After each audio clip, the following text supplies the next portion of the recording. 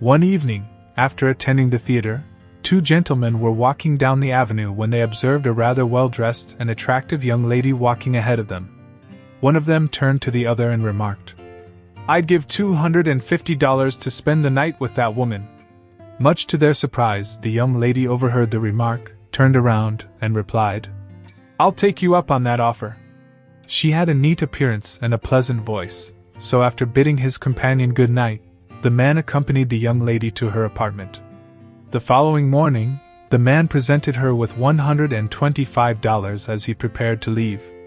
She demanded the rest of the money, stating, "If you don't give me the other $125, I'll sue you for it." He laughed, saying, "I'd like to see you get it on these grounds." Within a few days, he was surprised when he received a summons ordering his presence in court as a defendant in a lawsuit. He hurried to his lawyer and explained the details of the case. His lawyer said, "She can't possibly get a judgment against you on such grounds, but it will be interesting to see how her case will be presented."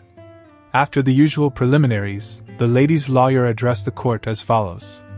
"Your Honor, my client, this lady, is the owner of a piece of property, a garden spot surrounded by a profuse growth of shrubbery, which property she agreed to rent to the defendant for a specified length of time for the sum of $250.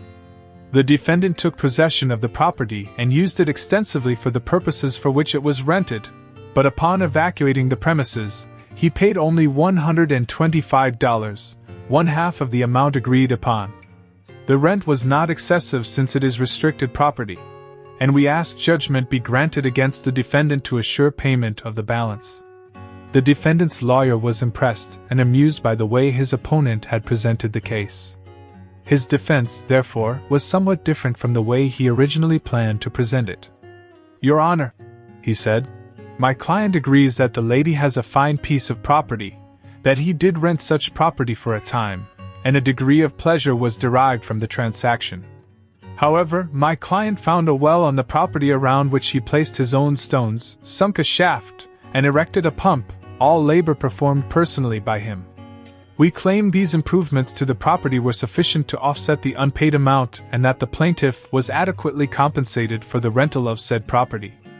We, therefore, ask that judgment not be granted." The young lady's lawyer answered thus. "Your Honor, my client agrees that the defendant did find a well on her property. However, had the defendant not known that the well existed, he would never have rented the property. Also, upon evacuating the premises, the defendant removed the stones, pulled out the shaft, and took the pump with him.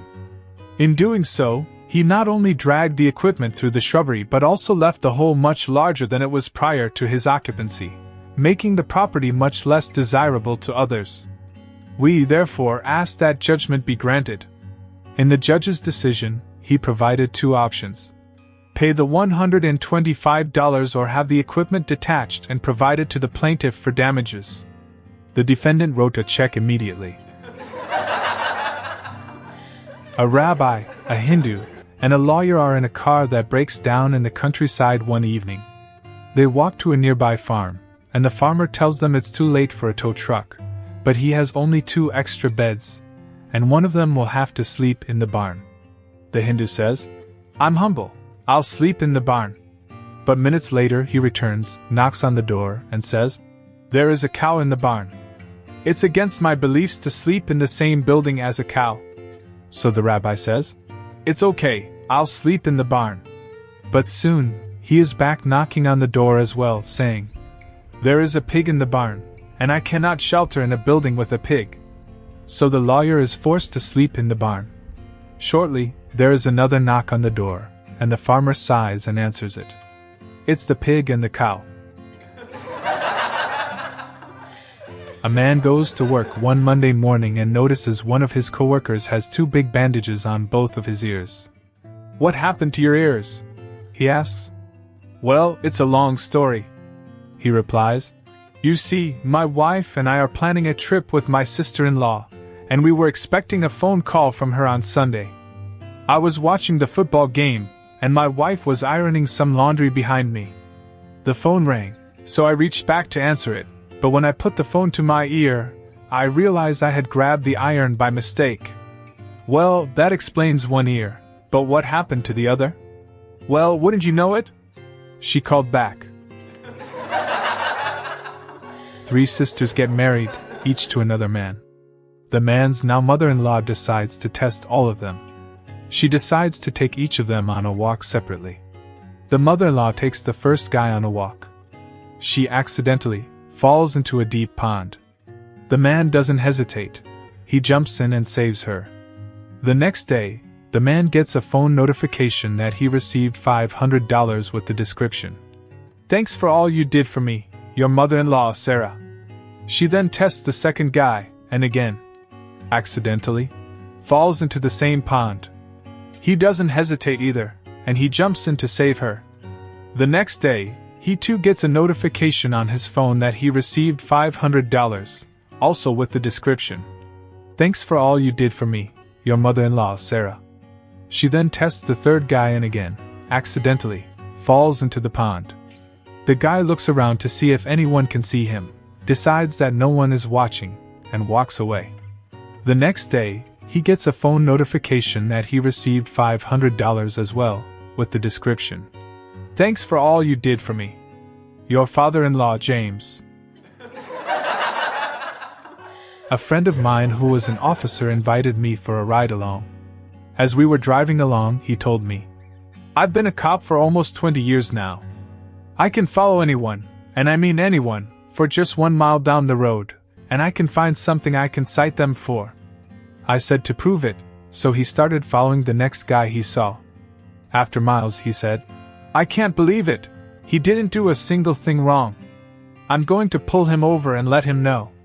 He pulls the guy over, goes up to him, and says, "Sir, I'm sorry I pulled you over. I just wanted to compliment you. I followed you for a while, and not once did you speed, change lanes without signaling, or do anything else deserving of a citation. I rarely see this, so I wanted to thank you for your safe driving." The guy looks up at him and replies, "Well, you've got to be careful when you're drunk."